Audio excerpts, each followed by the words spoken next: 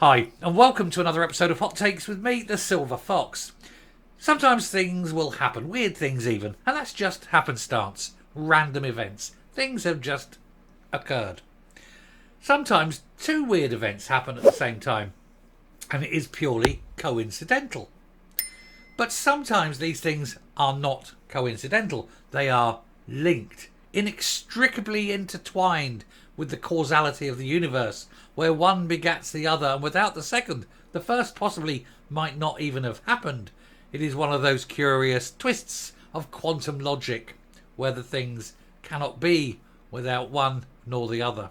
And thus it was that when Nicola Sturgeon resigned, it was immediately prior to the arrests of Operation Branchform. Now she is standing there. She's coming out today and saying, no, it was purely coincidental. I don't believe a word of it either. When you've got the head of prosecutions as part of your cabinet and you own the chief of the police force in Livingston at the time, then you know that there is no such thing as coincidence when charges are pending on your very husband. I use the word husband quite inappropriately. But that's what she's claiming. She said it's purely coincidental. And I don't think there's anyone on this planet will be willing to believe them. Let's take a look to see what she is saying. Remarkable, isn't it? Here goes. So Nicola Sturgeon, cranky herself, insists that her resignation before the Operation Branchform arrests was purely a coincidence of timing. Nah. Never in a million years. She knew it was coming. Why else would she go so quickly, so out of the blue like that? There is no way she didn't know. And if she did know, then she's been tipped the wink, which she shouldn't have been done. That means that whole operation has been corrupted by somebody who leaked to her that arrests were coming. It is wrong. Somebody needs to lose their job. Somebody senior. The former First Minister announced she was leaving Bute House just weeks before her husband was arrested as part of an ongoing investigation into SNP finances. We have the video of her sitting there in a friend's house going, no, don't tell anyone. Tell them, if anyone asks, the finances are fine. Don't let them see them. She knew. She knew it was coming. Now look at her. Hat on, glasses on. Oh, I'll walk around disguised. Can't describe that face, can you? You see that face a mile off? Little trough-faced pig. Sturgeon has insisted her resignation just weeks before the arrest of her husband was a coincidence of timing. The then SNP leader stunned the political world when she announced her intention to quit as First Minister on February the 15th last year, simply because she knew. She officially left office on March the 28th, just days before the former SNP Chief Executive Peter Murrell was arrested on April the 5th as part of an ongoing investigation into the finances. And now, of course, he has been charged. Embezzlement. Great word for Scrabble. MSP Colin Beattie, the party's then treasurer, was later arrested on April 18th before being released without charge. How the hell Sturgeon wasn't arrested is a mystery for the ages. There will be people puzzling over this in hundreds of years. How on earth did this woman not get arrested? I suspect deals have been done. Sturgeon was arrested and questioned for several hours on June the 11th last year before also being released without charge, and she's repeatedly denied any wrongdoing.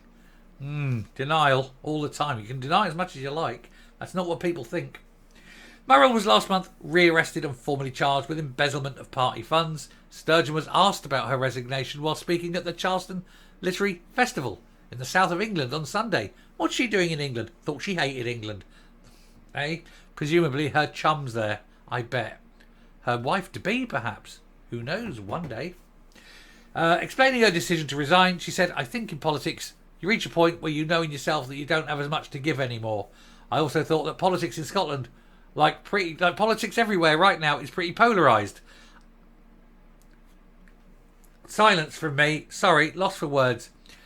Pretty polarised. This coming from Nicola Sturgeon, the woman that's polarised politics to the nth degree. It's like saying, too many murders of prostitutes, says Jack the Ripper. She said she'd reached the point where I thought I was part of the problem.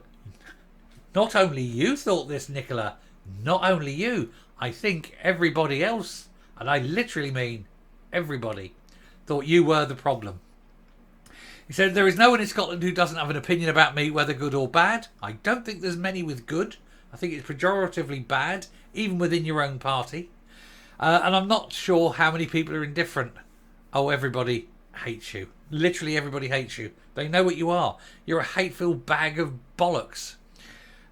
Detectives launched Operation Branchform in July 2021 following complaints over how the SNP had spent more than £600,000 of donations supposedly, ring-fenced. It wasn't. It disappeared, and all sorts of nice presents appeared for all sorts of terrible people. The investigation was ramped up in spring 23 when a house belonging to Sturgeon was searched by officers for 2 days, and the big Winnebago was taken away, ready to be used for party fun. Woohoo! Never saw it. Never got used. Scotland's most senior police officer said last week that detectives probing the SNP party finances will report their findings to the prosecutors in a matter of weeks. I'm very surprised, though. I'm incredibly surprised that Sturgeon hasn't been charged as well. Her paws have been all over everything here. And the only reason I think she hasn't been charged, I literally really believe that she's cut a deal and she's going to throw Peter under the bus. Police Scotland's Chief Constable Joe Farrell, a woman owned now by the SNP after she stole police resources within a week or so of taking the job, said in a broadcast interview that she had a team of very skilled individuals working on a long-running case. Well, whoopee-doo for her. Will she be ever paying back all those resources, or that taxi, that time? Will she? I suspect not. And therefore, everything she does is corrupted. There she is, look, trying to be incognito. Failing. Coming up. Never in a million years was it coincidental. Someone told her, either Bain or Livingston.